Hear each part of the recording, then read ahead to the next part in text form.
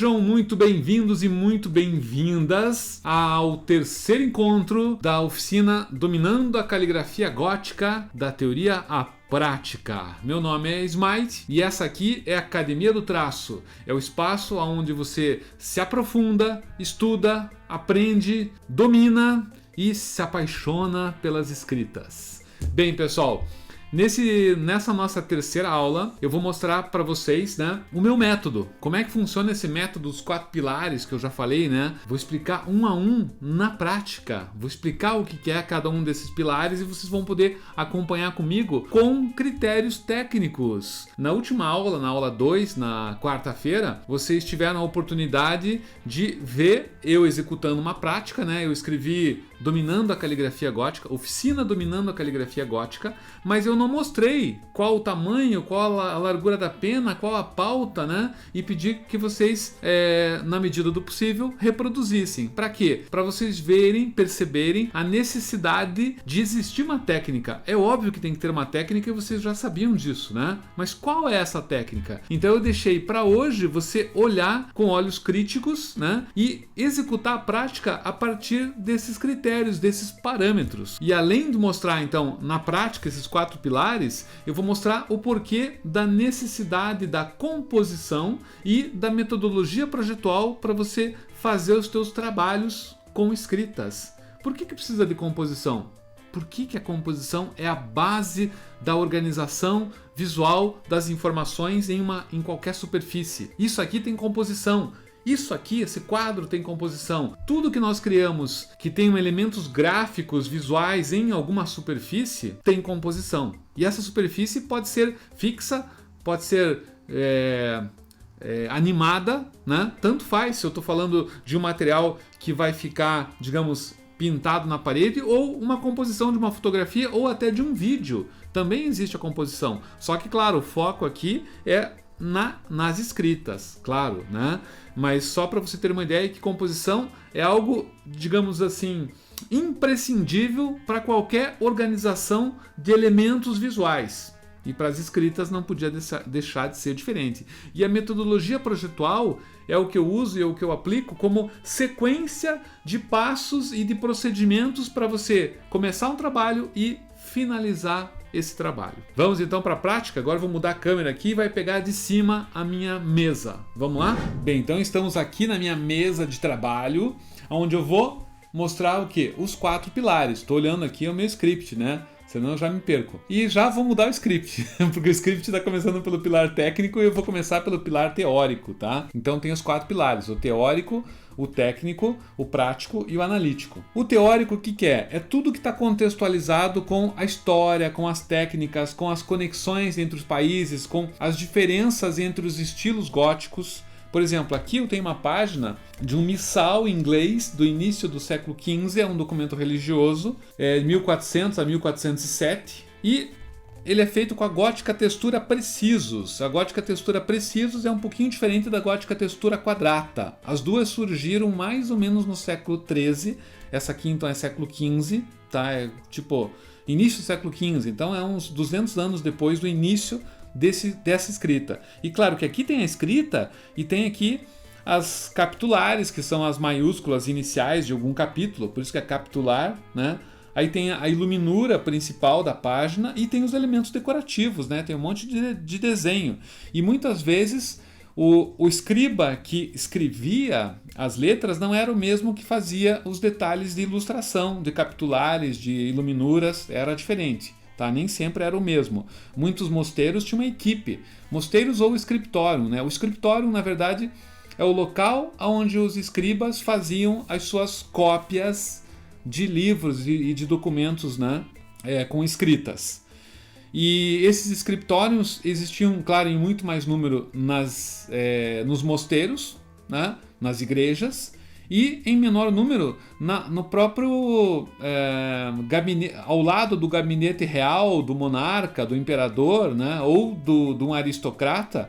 Muitas vezes eles eram muito ricos e tinham o próprio escritório para escrever os documentos oficiais. Às vezes você tinha também, a partir do século XII, as universidades também com os seus escritórios, onde eram reproduzidos livros, né? Livros de filosofia, de matemática, de história, enfim.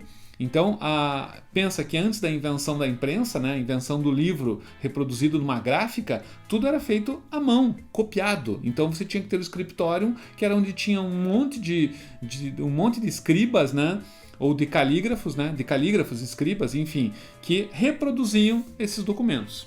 Bem, então aqui é um exemplo.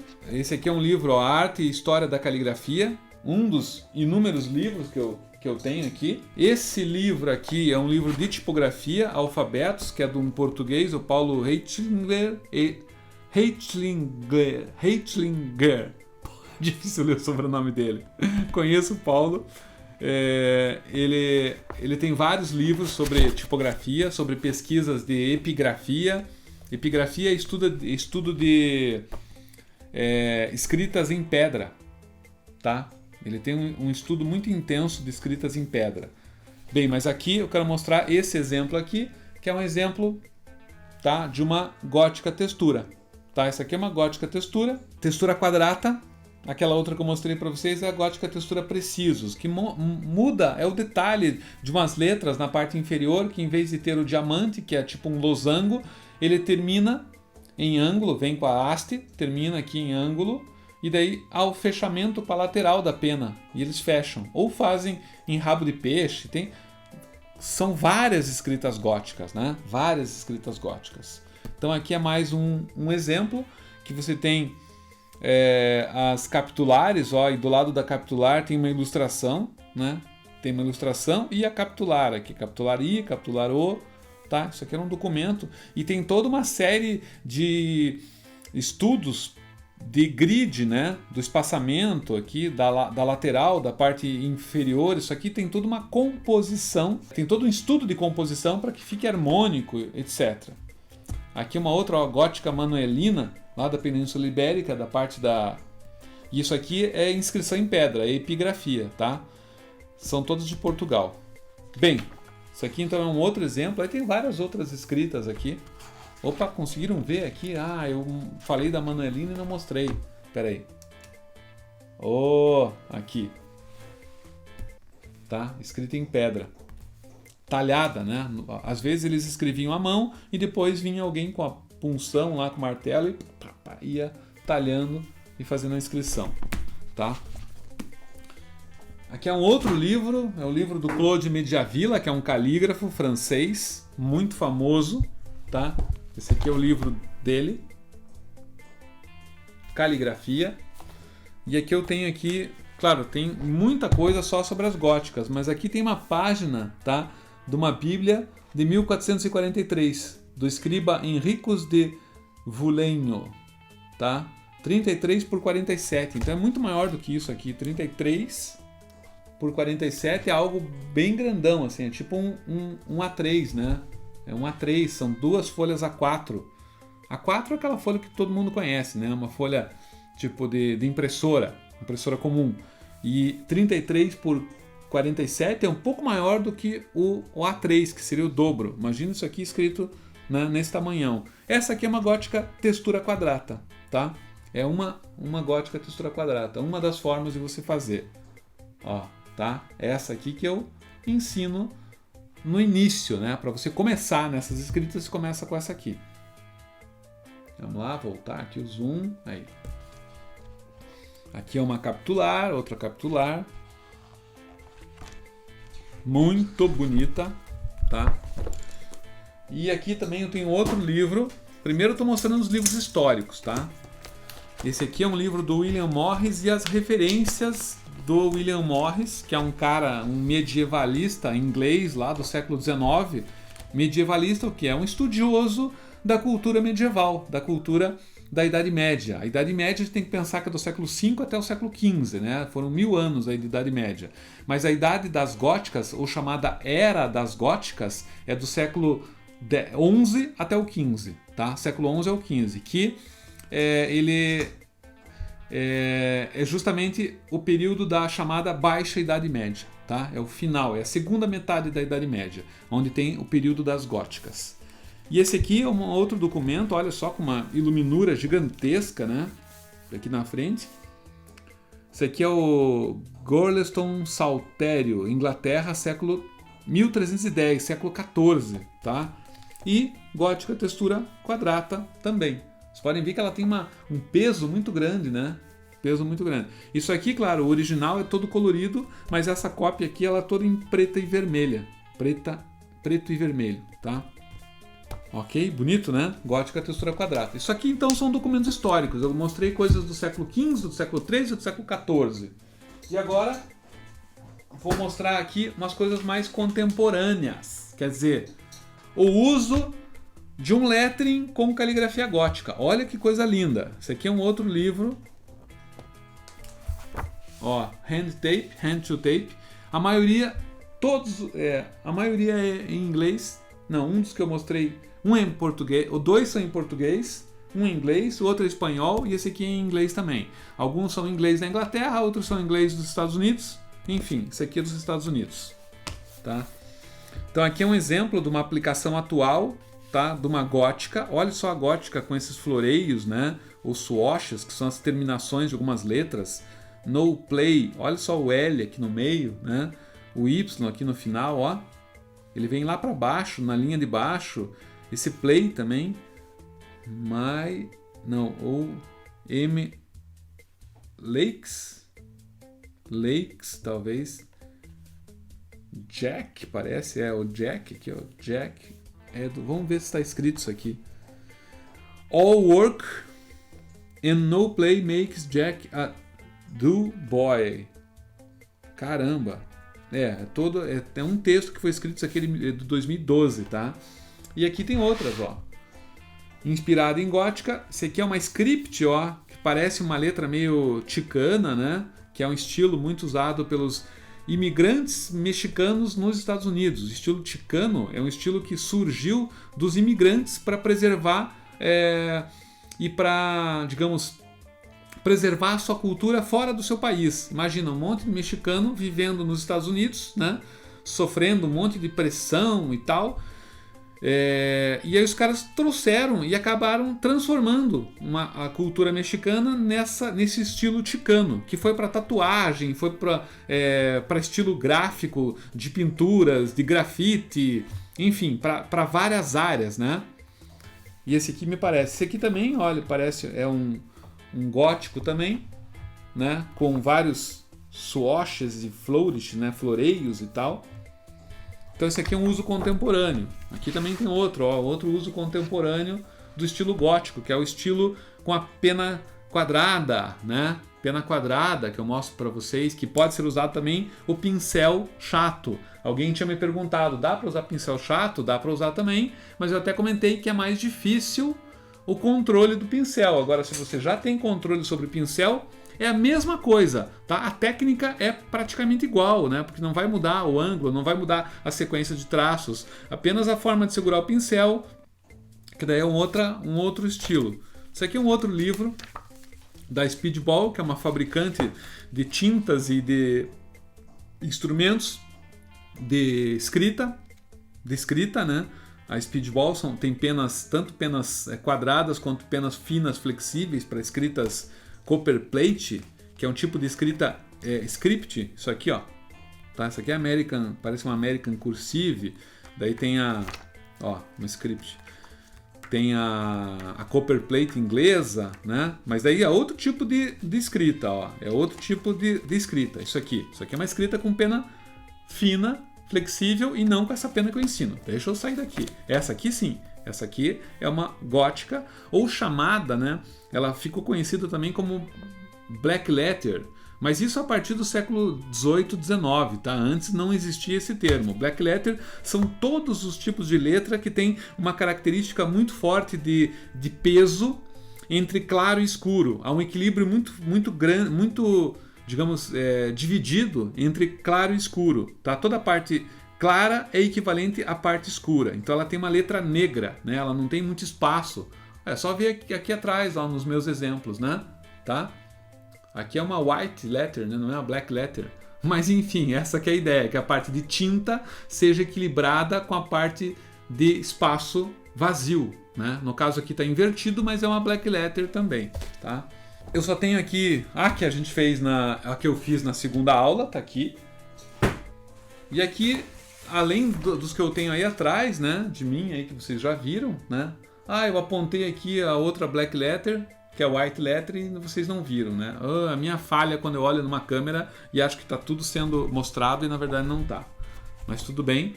Vocês já viram quando mostra a tela completa, tá? Quando eu não estou mostrando a minha mesa de trabalho, vocês viram aqui que nesse meu lado, no meu lado direito, que é o lado esquerdo de vocês, tem um monte de escrita, né, no meu quadro aqui, na minha parede, em branco. Tá? E é aqui que eu mostrei a Black Letter. Mas enfim, vamos lá. Isso aqui é uma caligrafia circular só de gótica, tá? Só de gótica.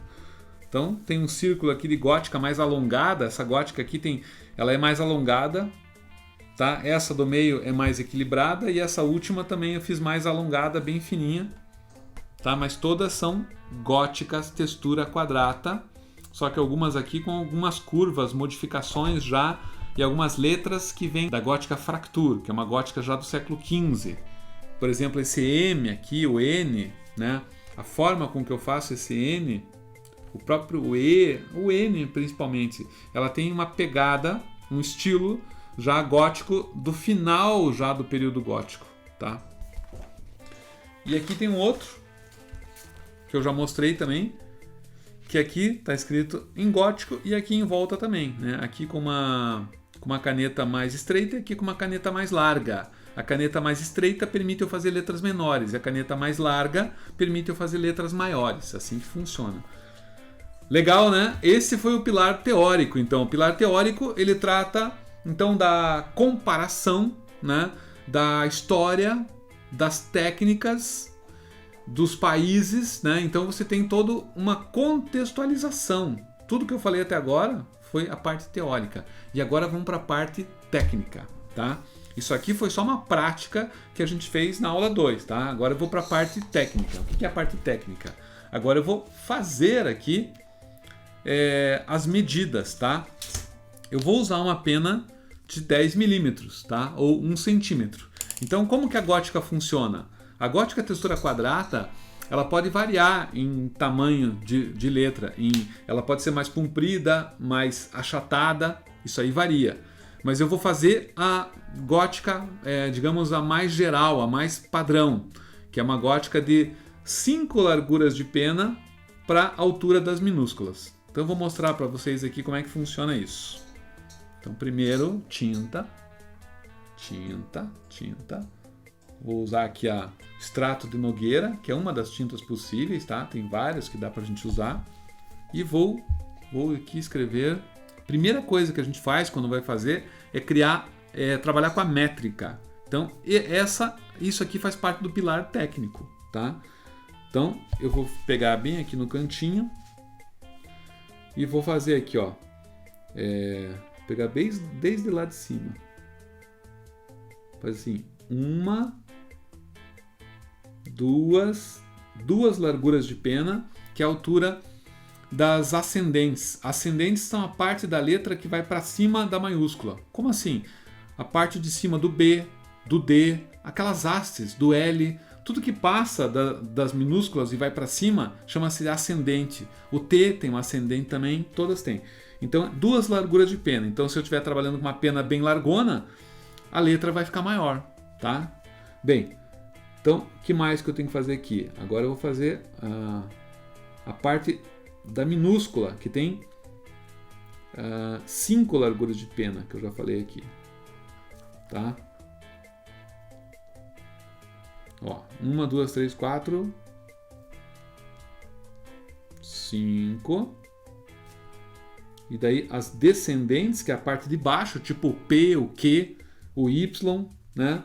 Eu tenho mais 2 para baixo. Então, 2 da ascendente, 1, 2, 3, 4, 5 da altura das minúsculas e 2 para descendente. E que, claro, deve estar equivalente aos centímetros, né? Exatamente, ó, dá 9 centímetros no todo, tá? Ó, deu certinho. Quer dizer que eu posso até marcar aqui, ó, 9, daí aqui no 7, aqui no 2, né? E daí eu posso marcar do outro lado também para traçar as linhas da métrica, que também o conjunto dessas linhas é chamado de pauta.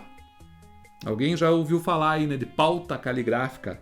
A pauta, ela é resultante desse estudo da métrica, tá? E daí já vou fazer mais uma outra pauta aqui para baixo, tá? Então começa com 2, depois vai para 5 e depois mais 2. Ah, que interessante, né? Então vou pegar mais 2, mais 5 e mais 2. Eu tirei as medidas da minha primeira aqui. Claro que eu posso estar trabalhando com uma pena que não tem exatamente 1 centímetro, né? Pode ser 1,2, 1,3,5. Então é melhor eu tirar a medida da pena e depois eu ir ver quanto que dá com a régua e ir reproduzindo e copiando essas medidas. Bem, deixa eu continuar aqui só para ficar igual. 11, 16, 18, 20, 25, 27. Tá. E agora eu vou traçar aqui a chamada que eu falei para vocês, que é a chamada pauta, tá? A pauta. Então a pauta eu vou traçar aqui com uma caneta mais forte para vocês enxergarem, tá? Se eu estou trabalhando assim, no meu treino, eu faço com lápis mesmo, para eu poder enxergar. Agora, se eu colocar aqui com lápis, vocês aí no vídeo não vão enxergar nada na minha pauta. Então a pauta o que é? É o conjunto das linhas aonde você vai escrever a tua caligrafia, tá? Poxa, que complicado. Não, essa parte é fácil. Essa só requer... Claro que você pode fazer isso aqui no computador e imprimir e ter a tua base. O único problema é que se você for imprimir, você só vai ter tamanho A4, né? A não ser, isso aqui, por exemplo, não dá 3, né? Uma folha grandona. Agora, se você tiver uma impressora A3, você pode imprimir a pauta no A3. Ó, mais fácil ainda. Ou tem gente que faz uma pauta dessa assim, bem forte, e depois usa mesa de luz. Mesa de luz é excelente para isso, né? Aí você coloca um papel fino. É que o problema é que daí você tem que colocar um papel mais fino ou uma mesa de luz super potente para você enxergar a linha por conta da luz que vem de baixo para cima, né? Tá, isso aqui, essa aula de hoje, que é a aula 3, é a última aula, né? É a aula que vocês têm que colocar à prova, tá? Esse conhecimento. E é óbvio que isso aqui é uma amostra, não vou conseguir fazer o alfabeto inteiro, mas pelo menos vocês vão ter a base. Poxa, como é que eu consigo o alfabeto inteiro? Isso é fácil, você acha até na internet. Só cuidado para não pegar um modelo tipográfico em que a escrita pode estar comprometida, pode estar com letras erradas. Ah, também tem isso. Então é bom pegar modelos de caligrafia, tá? De caligrafia e não modelos só, vou pegar aqui imprimir essa escrita gótica e vou fazer na pena lá que o Smite passou. Cuidado, tá? Porque de repente você está pegando uma gótica tipográfica que já foi modificada e não corresponde ao modelo caligráfico. E tem várias que não correspondem ao modelo caligráfico, tá? Olha só, então aqui a gente tem a pauta resultante disso aqui. Isso aqui é chamado métrica, tá? Isso aqui é métrica. Essa parte aqui, ó, isso aqui a gente chama de altura X, tá? Alguns de vocês já sabem disso, mas quem não sabe é isso aqui. O que é altura X? É a altura das minúsculas. Aqui são as ascendentes, essa linha aqui de cima que não tem, né? Mas é essa parte superior aqui, seria a linha das ascendentes. Então esse aqui é o espaço das ascendentes e esse aqui de baixo é o espaço das descendentes, tá? E já vou mostrar isso para vocês. Então, quanto que tem a gótica? Altura X, 5 larguras de pena. Isso aqui chamado de métrica, tá? 5 larguras de pena para altura X. 1, 2, 3, 4, 5. Então quer dizer que se eu quiser uma letra maior, o que eu vou ter que fazer? Ter que pegar uma pena maior. Ó, 1, 2, 3, 4, 5. Daí a letra vai ficar maior.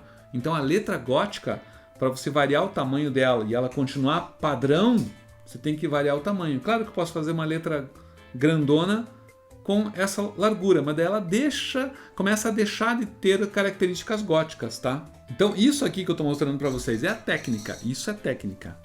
Então compreendendo então o que é técnica, né? E daí a técnica me diz o seguinte, tá? Que para eu fazer uma letra A, né? eu tenho que fazer tudo a 45 graus. 45 graus também é técnica. Puxa, e como é que mede 45 graus? Bem, antes de escrever, deixa eu mostrar aqui então. Para eu medir 45 graus, 45 graus é fácil, ó. Esses quadros aqui é de 45 graus. Então, ó, esse ângulo aqui é de 45 graus, tá? Então eu coloco aqui na base da minha linha, ó, de qualquer linha aqui, e eu sempre vou ter o traço aqui a 45 graus.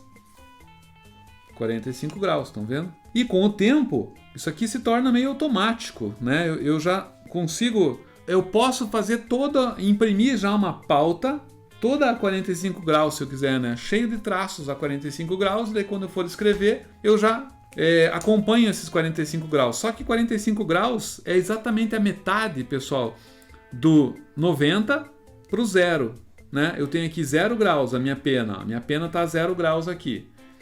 Aqui está 45 e aqui está a 90. Então, 90 é exatamente reto, né? Exatamente, né, perpendicular à base. E 45 é metade. Então, vamos lá, fazer aqui. Olha só. Vou fazer aqui um diamante. O que é o diamante? O diamante é esse traço aqui, ó, tá? Que vazou um pouquinho de tinta, ele ficou meio abaulado aqui na ponta. Daí eu tenho a haste. 45 graus. E eu vou fazer o outro diamante aqui embaixo. Ó, passei um pouquinho da linha de base. Não faz mal, porque eu só queria mostrar para vocês como é que funciona isso aqui, né? Então, ó, 45 graus. 45 graus. Opa, tô saindo aqui da tela. Ó, 45. Desço a 45 também. Estão vendo que eu não mudo?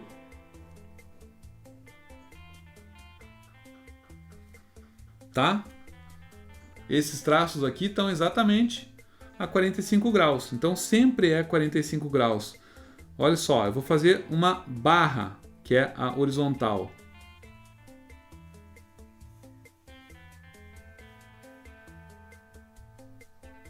45 graus.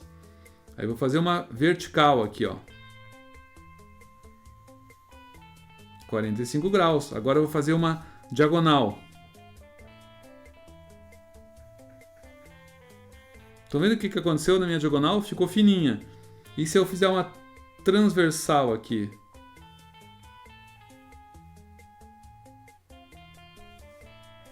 Essa aqui é o traço mais grosso que tem, quando eu faço assim. Então esse meu diamante, o traço é mais grosso do que a minha haste, tá? Isso aqui tudo é a técnica. Então esse é o pilar técnico, tá?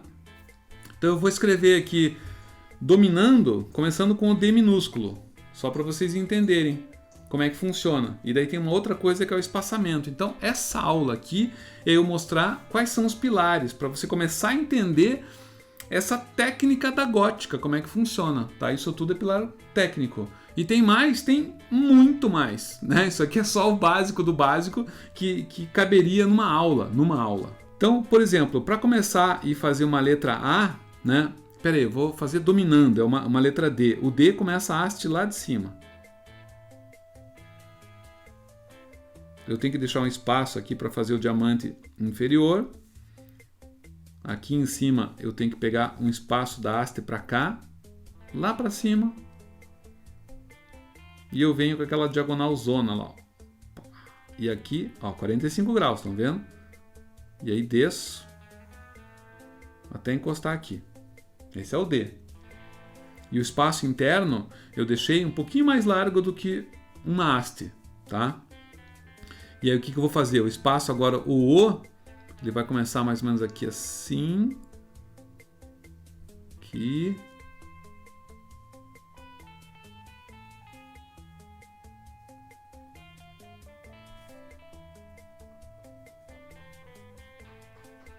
Tá vendo lá o diamante? Opa!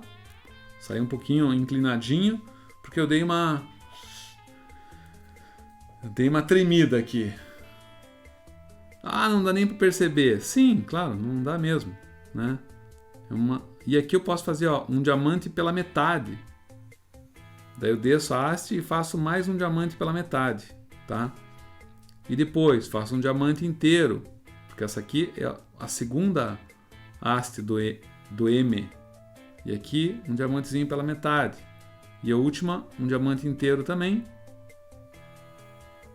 E no final, pela metade. Agora eu vou fazer o I também. Faço uma partezinha do diamante, desço. E o que vocês percebem na parte teórica é que tem outros tipos de letra gótica também. Claro, tem vários. Então a gente tem que aprender um que seja um modelo, uma estrutura básica, para daí começar a aprender os outros, tá? No meu curso, no meu programa de góticas, a gente aprende mais ou menos mais 5 variações da gótica. Desde a gótica do século XI, XIII, duas do século XIII, daí depois século XV. Outra que veio desde o século XI e ficou até o século XV, que é a gótica rotunda, que é uma gótica italiana. Então, e por que a gente aprende várias? Vou falar depois. Agora é a prática. Depois, quando eu vou falar a importância da composição e do projeto na caligrafia. E daí vocês vão entender por que na composição eu tenho que dominar vários modelos, tá? Bem, então é dominando. Vamos terminar aqui, né? Para vocês conseguirem ter uma ideia de como é que funciona essa. Estão vendo que ela tem um ritmo, né? Tá? E esse ritmo é o que cria a textura, por isso que o nome é textura. Ó, e quando eu começo algumas letras, tipo o A e o E, eu tenho que o A, o E, o C, eu tenho que prever que eu vou ter um diamante lá em cima. Então eu começo a minha primeira haste mais para baixo.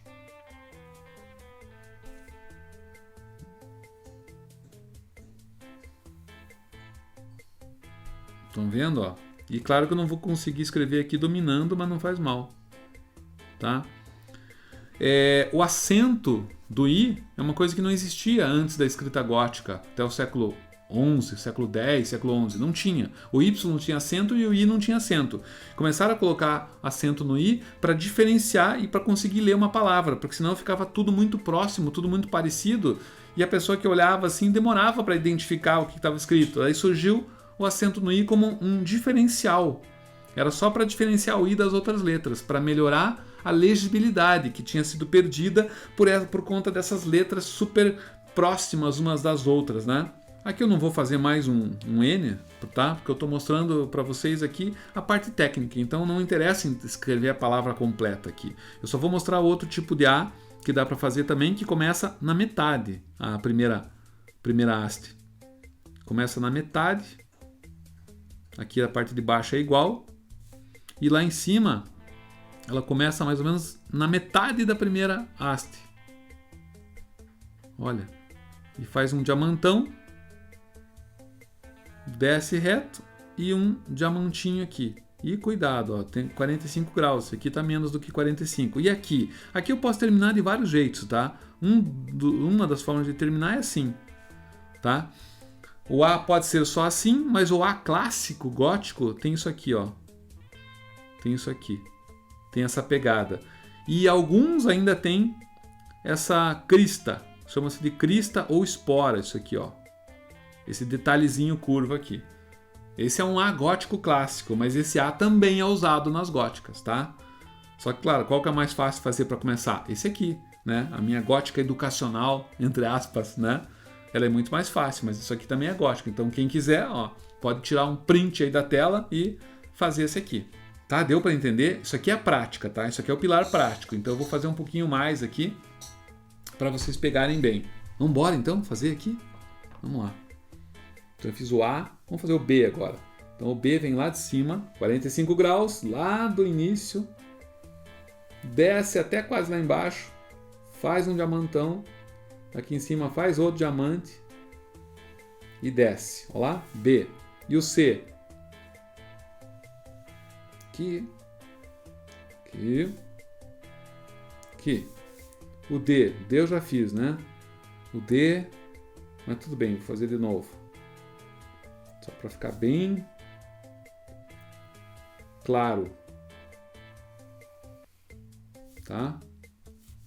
Perceberam aqui, ó, fica bem. O E.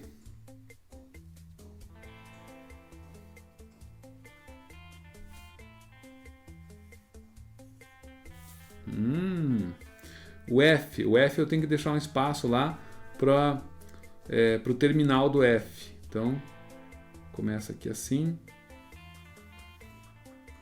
Aqui é só um meio diamantezinho. E lá um diamantezão completo. E aqui ele tem uma coisa chamada barra. Aí o G. O G também eu mostrei para vocês, né? O G. Sim, porque eu escrevi gótica, né?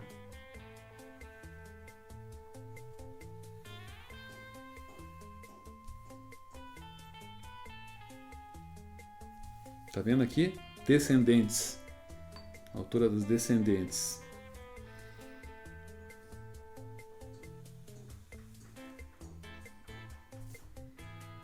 Viu, pessoal? Como não é algo tão complexo? Puxa, não sabia que a gótica era tão fácil. Se alguém tá achando fácil, comenta aí. Comenta aí que eu quero saber. J. O J é igualzinho, galera. Só que ó, faz o diamante, desce. E quando tá descendo aqui embaixo, ó, você faz assim. Só. Tá? E o I, o acento no I pode ser só isso aqui também. Só uma pegadinha no I e no J. Só uma... Tá? Não precisa ter uma espessura que nem esse aqui de cima, tá? E o K, como é que é? O K é legal também, eu adoro o K. Porque o K, ele tem o diamante, daí ele vem reto para cá, tem outro diamante, daí desce e termina aqui. O L, vem lá. O L muitas vezes tem um diamante maior, tá? Para mostrar que ele é um L. O M. Pô, o M eu já fiz ali, mas tudo bem. Vamos fazer de novo.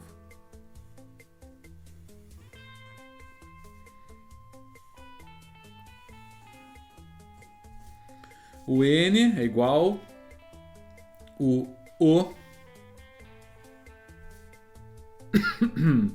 A O também já fiz, né? Mas tudo bem. Faço de novo. M-N-O-P. O P. P vai até lá embaixo, ó. Até encostar lá. Aí faz um diamante. O P é bem interessante aqui, ó. Presta atenção. Eu venho aqui e não termino. Eu deixo um espaço aqui. Daí vou lá na diagonal. Ó. E... Opa! Deslizou ali. Deslizou ali quando eu fui passar em cima da onde já tinha tinta. Perdão. Então tem que levar em conta isso também quando a gente está fazendo, né? Tá? Que quando tem tinta e você passa a pena em cima da onde já tem tinta, você pode ter uma, né? Digamos um escorregão. O que?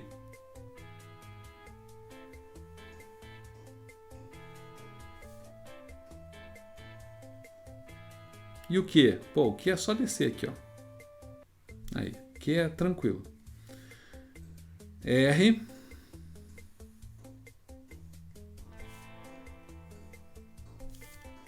O R também sossegadão, né? O S, galera, que é mais doidão, tá? Pra fazer. O S é mais doidão. Olha só como é que é o S. Então, 45 graus, ó. Sempre mantendo 45 graus. Faça um pedacinho de haste.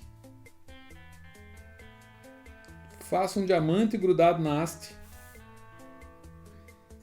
e desço no diamante e deixo um espaço aqui. Por quê? Porque daí eu venho desde lá e traço essa parte de baixo. E aqui eu venho para cá, ó. Este aqui é o S, galera. S. Ah, mas eu já aprendi outro S. Tem outro também. Dá pra fazer assim também, ó. Sim.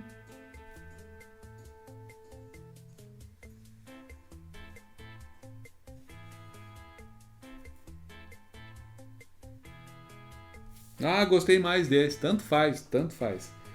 T. O T, ele começa encostado na linha média, tá? Isso aqui faz parte da técnica também. O T começa lá encostado na linha média. E daí aqui você tem uma barra, tá? O T é assim. Ah, mas eu já vi T que vem lá de cima.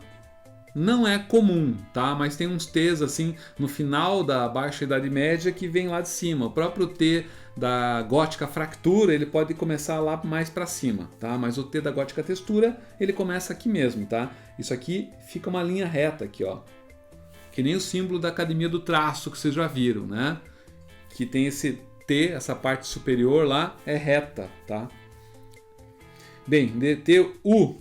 Vamos lá, U.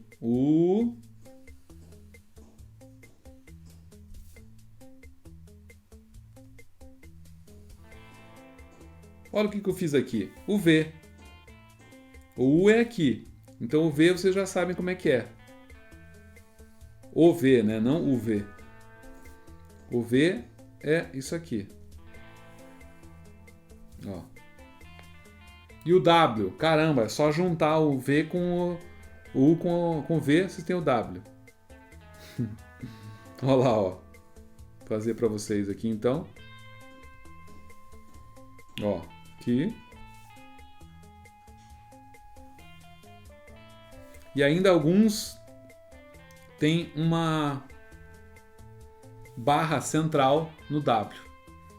Mas precisa? Depende. Se fizer uma vez, faz sempre. Senão não faz. O X. O X que é o mais... Cara, eu adoro o X, tá? Da Gótica. Olha só como é que é o X, tá?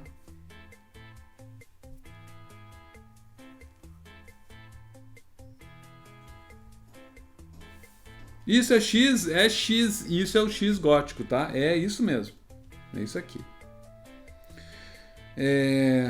Mas tem outro tipo, tem uns que tem um outro diamante aqui, que nem a parte de cima. Mas também...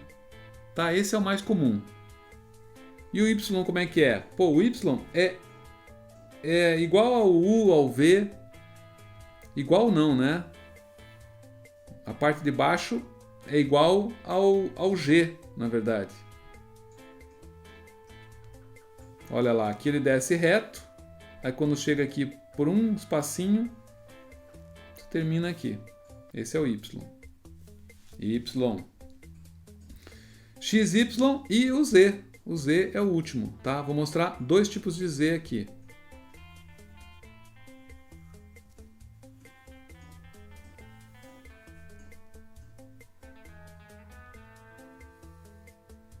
Este é um, tá? E o outro Z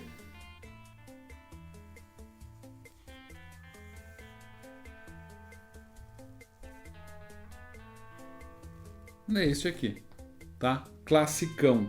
Olha só, pessoal. Bem, eu fiz aqui, mostrei para vocês a técnica e executei o pilar prático ao mesmo tempo, tá? A partir da técnica, eu já fiz a prática. E aí o que a gente tem depois da técnica com a prática? O que a gente tem depois? Tem o pilar analítico, que foi o último que faltou, tá? O pilar analítico. Claro que a prática você faz várias vezes cada letra, a palavra, você faz teu nome, faz um monte de coisa. Pô, e as maiúsculas? Não dá tempo, galera. E maiúscula é mais difícil, você tem que dominar a primeira minúscula. Não é possível você fazer junto. Porque senão você se frustra, você mistura os traços, não tem como. Então começa a dominar a minúscula e depois vai para a maiúscula. E daí o que a gente verifica depois, né? Depois a gente vai para o pilar analítico. O que é o pilar analítico? É verificar, claro que tem que esperar secar, tá? Mas é você verificar se tudo está com o ângulo de 45 graus. Então você pega uma régua, coloca em cima e começa a fazer riscos a 45 graus. Estão vendo aqui a minha régua, né? Então você vai fazendo riscos a 45 graus e percebendo se os traços estão de acordo, tá? Não vou colocar aqui em cima, porque senão ele vai tirar. Claro que os meus estão mais ou menos de acordo, porque eu já tenho prática, né? Como eu tenho prática, mas mesmo assim, olha só esse F. Se eu traçar aqui uma reta, ela vai ficar num ângulo um pouquinho menor, ó, do que 45 graus. Né? Ela vai abrir o ângulo em relação a esse 45 graus lá.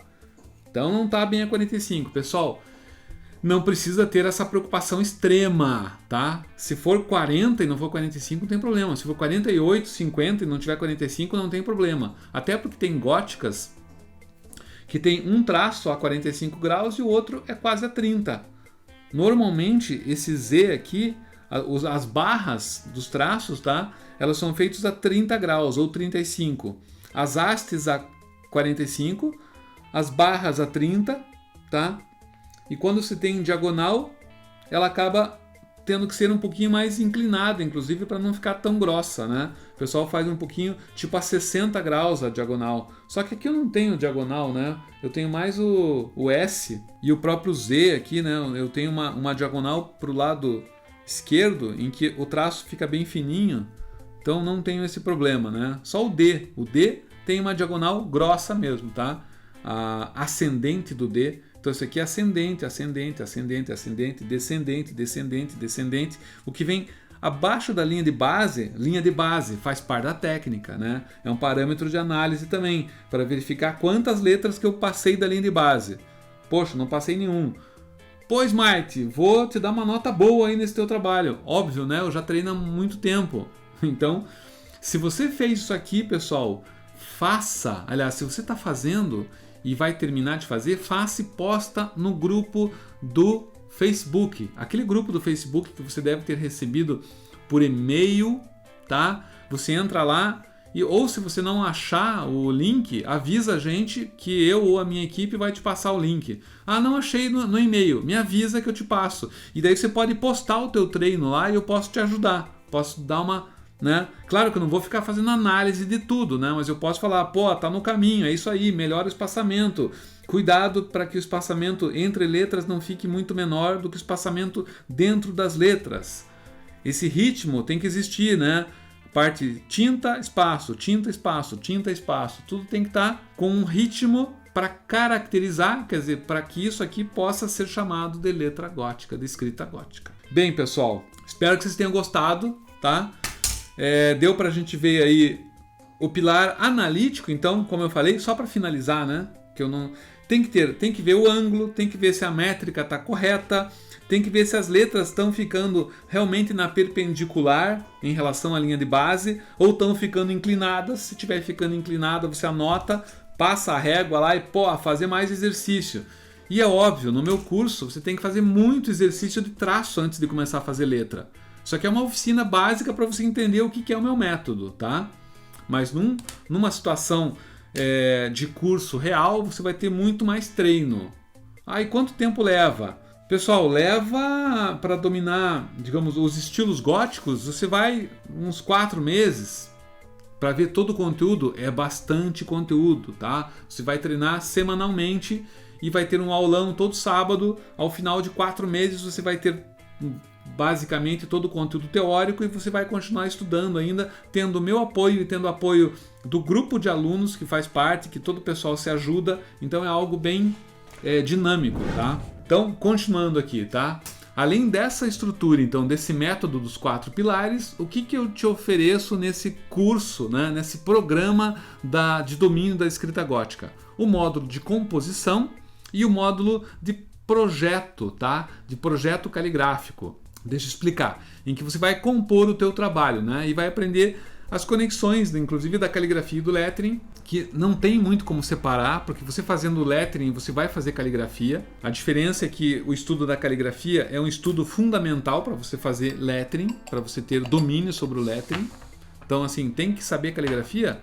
Pessoal, quanto mais você dominar a caligrafia, mais você vai se sobressair, mais o teu diferencial em termos de projeto de lettering que você está fazendo. Você só vai aperfeiçoar e melhorar o teu conteúdo. Para aprender uma escrita, você tem que ter o quê? Muita prática, né? Muita prática, a partir de uma técnica fundamentada, né? de um método, e não copiar modelos prontos, como eu falei lá na aula 1. Lembra que eu falei os erros que o pessoal comete? E um dos erros é isso, é você copiar o modelo. Puxa, gostei desse modelo aí que o Smite fez, vou copiar e vou dominar. Não, você vai só copiar. Você não vai dominar, porque você não vai ter a parte nem teórica e nem a parte técnica de uma maneira integrada, fundamentada, passo a passo, tá? Você não vai ter um projeto caligráfico para você entender o que você tem que fazer antes, o que você tem que fazer logo depois, quais são as etapas para você conseguir uma composição adequado, uma composição diferente de alguém que não entende a composição, que não entende a estrutura básica, que não tem o conhecimento teórico que você vai ter. Sem, né, entender a sequência de traço, dos espaçamentos, o ângulo, o contexto, enfim. A habilidade técnica não pode ser resultado exclusivamente da prática, não existe.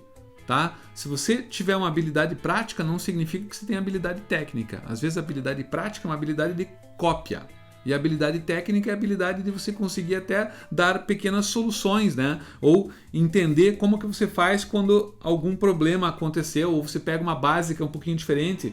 Mas eu só copiei daquele lá, não sei como usar isso aí. Por quê? Porque você não conhece os modelos que antecederam aquele, os modelos semelhantes, alguns que você possa fazer adaptação.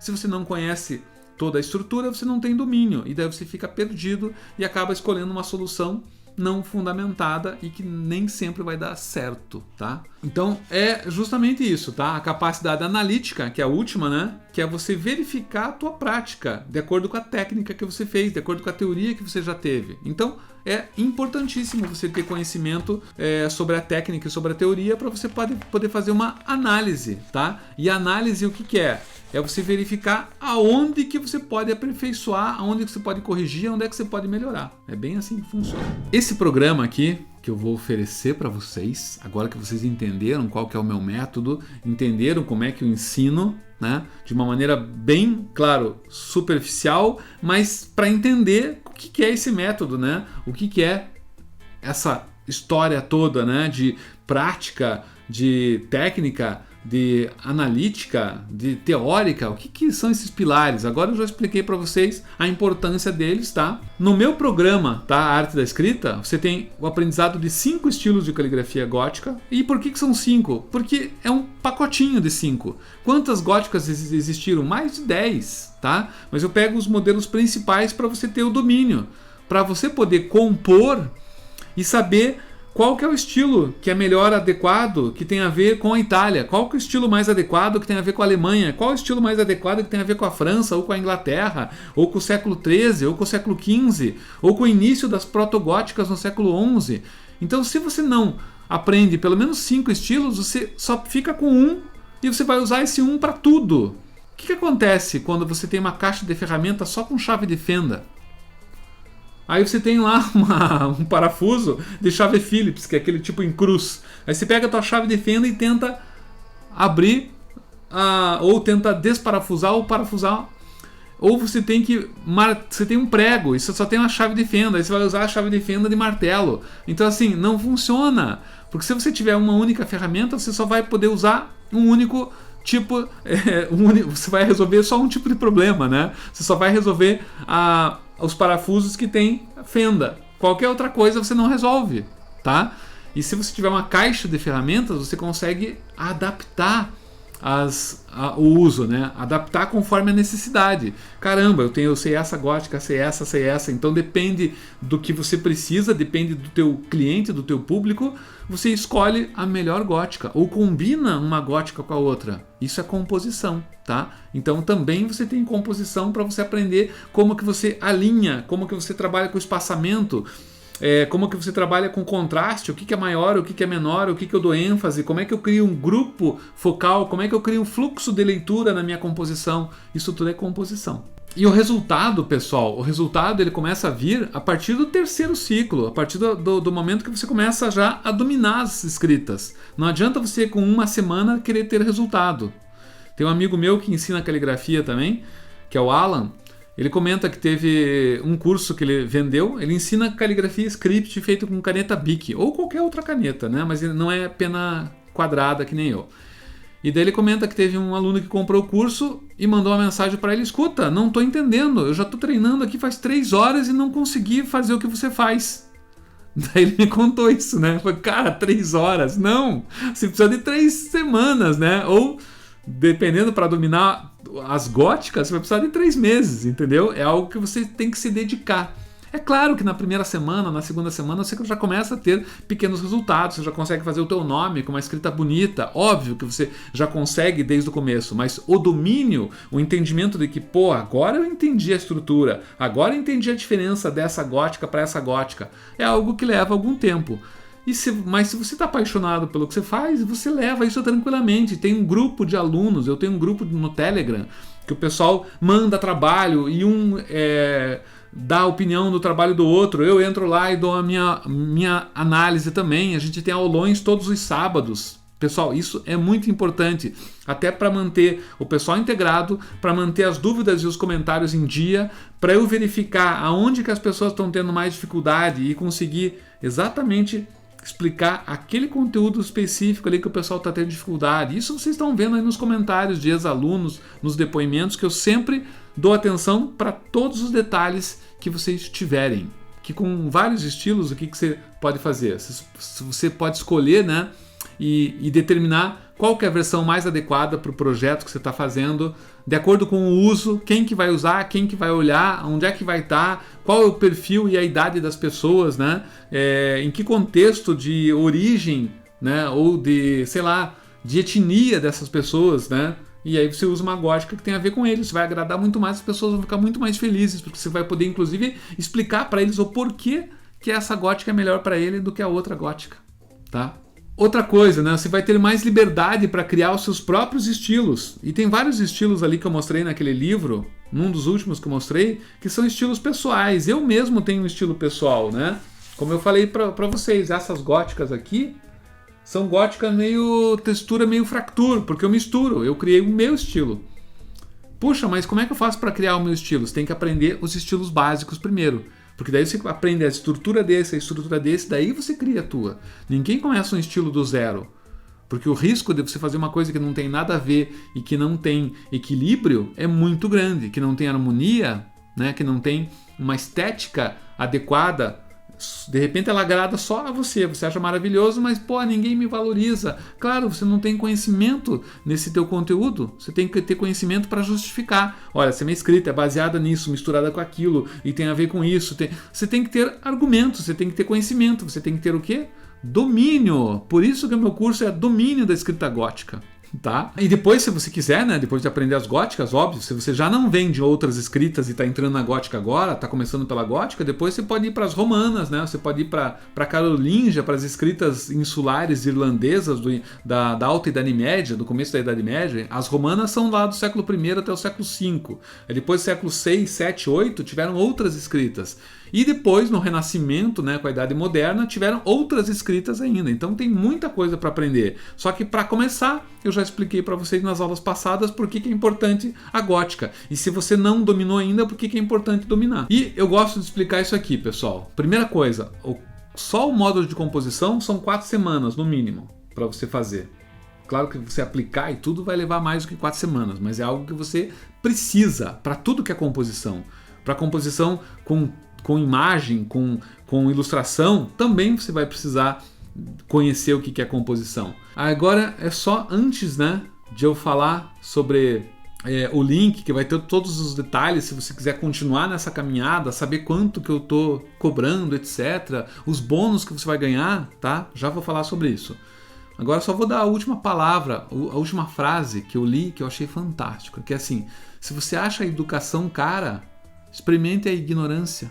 Cara, eu acho fantástico isso. Eu vivo fazendo curso, por isso que eu estou falando isso para vocês. É importante porque eu quero me atualizar, eu quero sempre trazer o melhor para os meus alunos e para quem me acompanha, inclusive para quem está só assistindo meus vídeos e quem não vai comprar meu curso. Talvez não seja a tua hora, talvez você não esteja com grana disponível, mas primeiro veja a oferta que eu vou fazer para você, né? Veja se vale a pena ter o meu acompanhamento, economizar tempo, né? Pense o que vai acontecer o ano que vem. Se eu tivesse começado lá com Smite, caramba, em novembro, eu já poderia estar dominando isso. Aí eu não dominei, tô quebrando a cara. Então pensa nisso também, tá? Eu vou te mandar um link, um e-mail, vocês vão receber, quem está cadastrado. Não se cadastrou ainda, pessoal? Se cadastra, né? Para você receber as informações por e-mail. As aulas vão ficar até domingo, tá? Para você assistir todas, inclusive de novo, e treinar e mandar no grupo, tá? E entender como é que é a interação. Vai ter um vídeo com todos os detalhes, tá?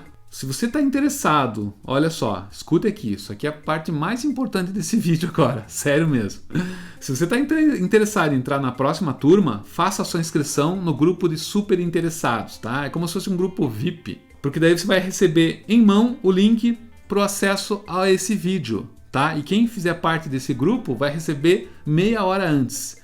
E eu vou ter um brinde para os 10 primeiros. Será que eu falo já o brinde? Putz, vai ter um brinde para os 10 primeiros inscritos no meu curso. Um brinde bem legal, que quem já é meu aluno e que se inscreveu na última turma, ganhou esse brinde, tá? Vocês vão descobrir perguntando na comunidade lá, o que é esse brinde, o que é esse brinde? A galera tá gostando pra caramba, porque tá chegando ainda. Eu demorei porque demorou pra produção e agora já tá produzido. A turma que se inscrever, os 10 primeiros que se inscreverem, vão ganhar esse brinde. Já tá, eu já envio, é uns 10 dias para chegar, né? Então a galera vai comprar isso aí. Quando que eu vou receber esse e-mail de vídeo? Na segunda-feira, galera. Segunda-feira de manhã vocês vão receber. E quem tiver no grupo VIP vai saber que vai receber antes. E todo mundo que está no grupo do WhatsApp vai saber quando que vem esse vídeo, tá? Que eu vou confirmar com a minha equipe ainda que horas que a gente vai abrir para vocês assistirem o vídeo, verem a oferta. É importante que vocês treinem, que vocês entendam isso aqui. E depois eu vou falar o custo, tá? Inclusive porque eu estou baixando esse custo ainda, fazendo um negócio bem especial aí para essa galera, que eu estou vendo que o pessoal está empenhado, então eu vou fazer uma coisa bacana para vocês se tornarem meus alunos. Pessoal, fiquem aí com mais alguns comentários e depoimentos e vejo vocês no vídeo de venda. Olá pessoal, tô aqui para dar um aviso para vocês. Domingo, às 20 horas, eu vou estar online para tirar dúvidas sobre o curso Dominando a Caligrafia Gótica. As inscrições vão abrir na segunda-feira, então depois de amanhã, domingo, às 8 horas da noite, eu vou estar disponível aqui para tirar dúvidas sobre o conteúdo, sobre o método dos 4 pilares, sobre o módulo de composição, enfim, o que você quer saber e o que você ainda tem dúvida antes de se inscrever na minha nova turma, venha domingo conversar comigo. Até lá! Deixe perguntas, comentários. Pessoal, até lá! Eu vejo vocês lá como alunos, tá bom? Eu achei assim, achava que era uma letra extremamente difícil de fazer. E quando eu comecei a fazer o lettering, a letra cursiva, eu olhava aquela gótica e pensava, eu não vou nem me arriscar. Sim, é o último nível. Eu pensava, isso aí não é pra mim, não vai dar. E olha aí, coisa linda. E aí, eu comecei a fazer e comecei a ver que dá.